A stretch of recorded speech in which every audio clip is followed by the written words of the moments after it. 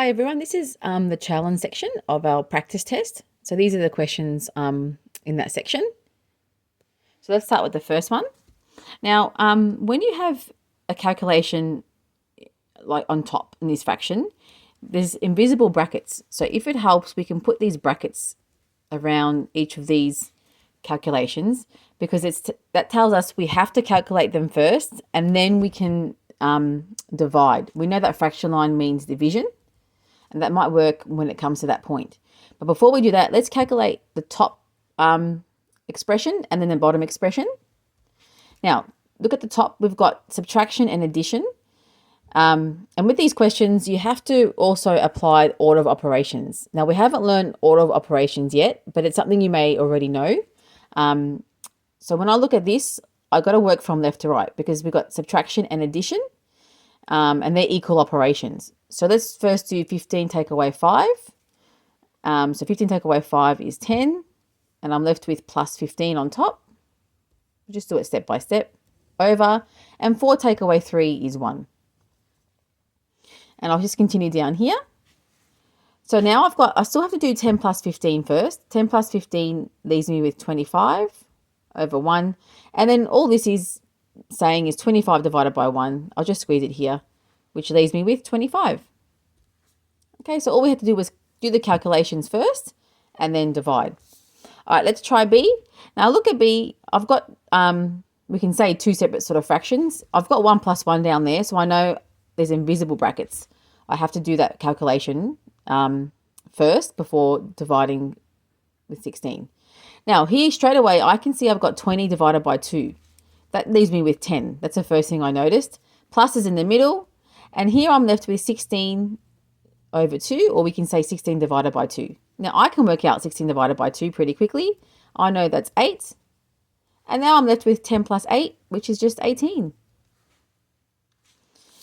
With C, it's starting to look more complicated. But once again, just applying those basic rules and knowledge, it's pretty straightforward. Now with this one, I'm going to put brackets around 110 times 200, just to work out that calculation first. And down here, I've already got brackets saying I've got to do 5 times 2 first, but I can still put an extra set of brackets to say, yep, we've got to first calculate all of this before doing anything else. All right, so I'll keep my 22,000 on top. Now down here, I've got 110 times 200. Now I know I can multiply my non-digit zeros. So 11 times 2 is 22. And I've got now 1, 2, 3 zeros. So 1, 2, 3 zeros. And I notice I've got the exact same number on top and bottom. So that's going to be easy to calculate. But let's just do this part now. So here I've got 24 just stays on top. But down here I have to go brackets first. And 5 times 2 is 10. So I've got 10 there. And then I'll just write it out here. So I've got 2 plus 10 on the bottom. I still have to work that out first. And I can also work out this part. Well, if I've got the exact same number on top and bottom, we're dividing by the same number. So that'll just be 1. 22,000 divided by 22,000 is just 1.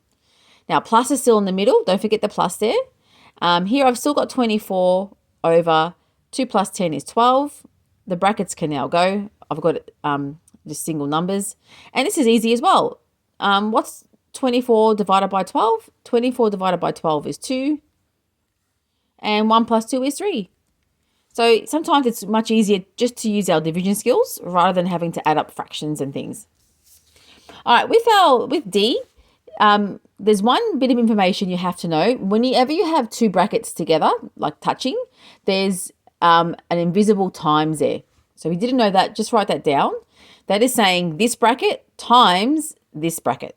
And then we've got to work out what's inside the brackets before we multiply. So brackets always come first. Now, inside the first set of brackets, I've got addition and then multiplication. And I'm multiplying, it's in fraction form, and I've got 8 divided by 2. So because it's in fraction form, we can calculate that first. So let's do this bracket first. So don't go 2 plus 4 is 6. We'll leave that till last, the addition. Here I've got 8 divided by 2. 8 divided by 2 is 4. So times 4. And in this bracket, it's just, I've got subtraction and multiplication. So multiplication comes first with order of operations. You might know it as BODMAS. So I'm going to work out 200 times 2 first, which is 400. And then I'm left with, on my next line, 500. Takeaway is still there, 400. So I'm not doing too much at once, just so I don't make a mistake. All right, now I still have to work out a few calculations in the brackets.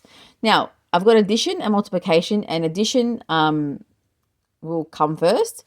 So I've got 2 plus, multiplication comes first. So 2 plus 16, 4 times 4 is 16. Now they're still in brackets. If you want to write the times there, you can. And then 500 take away 400 leaves me with 100.